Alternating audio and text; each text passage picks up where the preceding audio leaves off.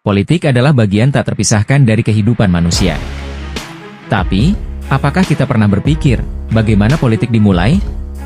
Apakah politik selalu tentang perebutan kekuasaan? Atau lebih dari itu? Dalam video ini, kita akan membahas perjalanan sejarah politik dari masa ke masa, mulai dari filsafat Yunani hingga politik modern yang kita kenal hari ini.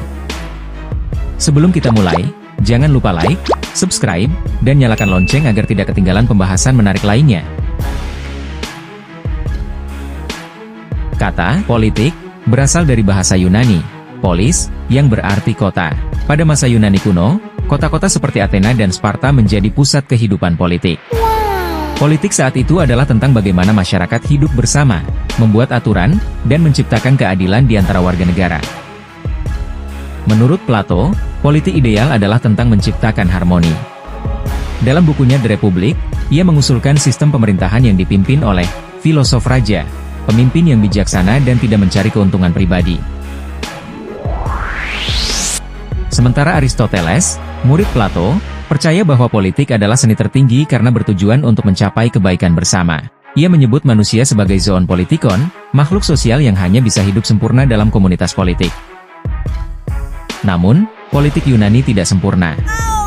Hanya pria bebas yang diizinkan berpartisipasi, perempuan, budak, dan orang asing tidak memiliki suara. Setelah Yunani, Kekaisaran Romawi membawa konsep politik ke skala yang lebih besar. Sistem Republik Romawi memperkenalkan konsep perwakilan melalui senat, meskipun hanya untuk kaum elit.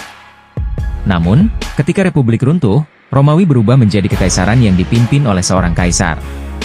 Pada puncaknya, Romawi menjadi contoh bagaimana politik digunakan untuk mengelola wilayah yang sangat luas. Namun, konsentrasi kekuasaan pada kaisar juga membawa kerentanan, seperti korupsi dan perebutan tahta yang brutal. Ketika Kekaisaran Romawi jatuh, Eropa memasuki era feodalisme. Sistem politik saat itu didasarkan pada hubungan personal antara raja, bangsawan, dan rakyat. Kekuasaan politik bercampur dengan kekuasaan agama, di mana gereja memiliki pengaruh besar dalam pemerintahan. Era modern membawa perubahan besar dalam politik.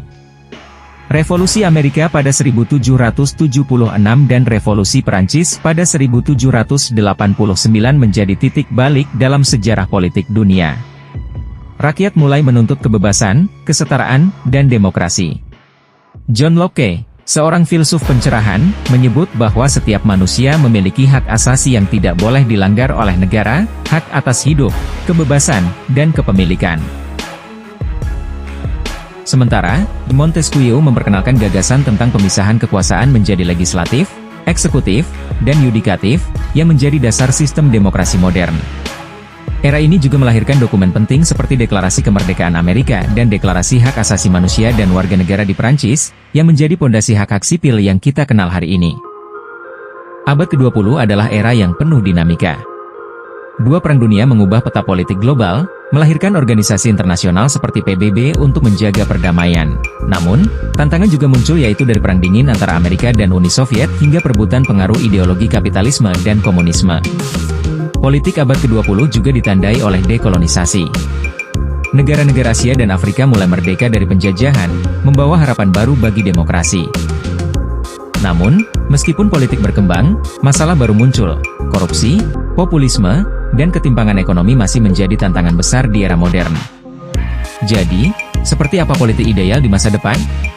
Politik yang ideal adalah politik yang melayani rakyat, bukan sekadar memperebutkan kekuasaan. Sebagai masyarakat, kita punya peran besar dalam mewujudkan ini. Apa pendapatmu tentang sejarah politik dan masa depannya?